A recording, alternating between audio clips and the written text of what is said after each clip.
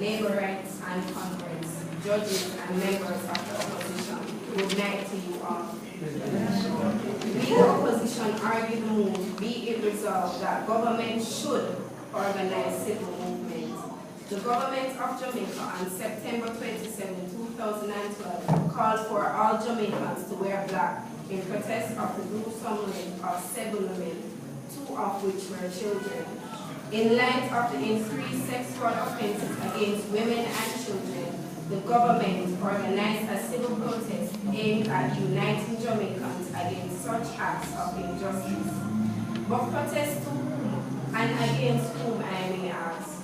Who are the ones put in place to make change, to provide laws and infrastructure, to successfully prosecute and lock away these sexual predators?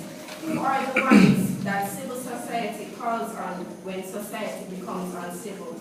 The actions of the government, my opponents, should therefore not be justified nor praised, but instead be heavily scrutinized as both being politically motivated, failure of government to act as an infringement of civil society's democratic rights.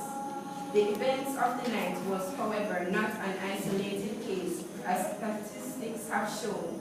On average, over 700 women and children have been sexually assaulted each year for the past 8 years. Thus, civil movement should never be the action or reaction of the government.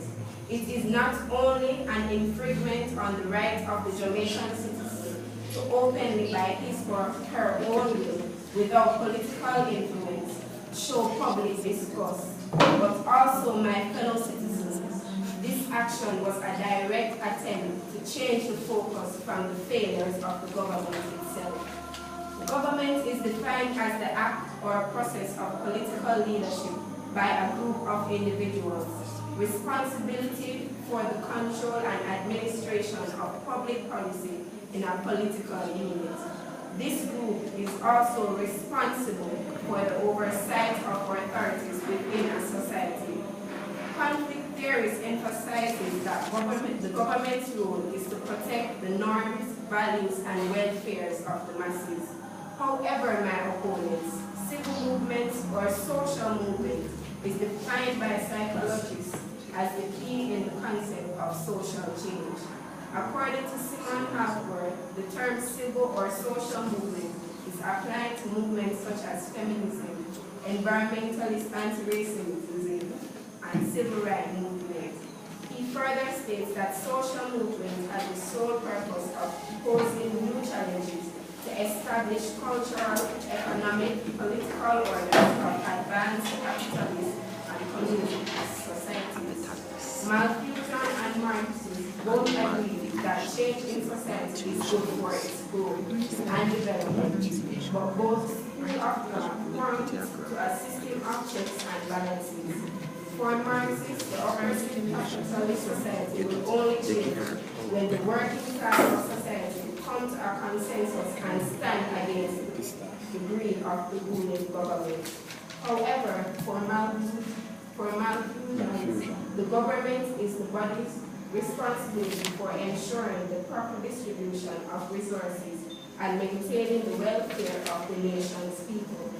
According to this chain of thought, government and society remains functional only through proper checks and balances while undergoing change. Civil protests or social movements is therefore the medium to keep the government in check. The leadership of civil movements by any government can only result in mass genocide of its people, infringements on human rights, oppressions, and war.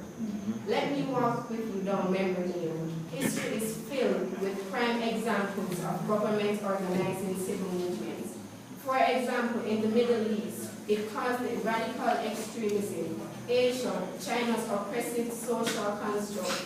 In Europe, World Wars I and II, which saw the killing of 6 million Jews along with the combined death of 50 million people. At home in Jamaica, the degradation of her people, rooted garrison politics, social structure, without a proper check and balance system. Don't be fooled by the propositions made tonight, for they are misled. For the government has not to date organized a civil protest that has benefited its society. My second speaker will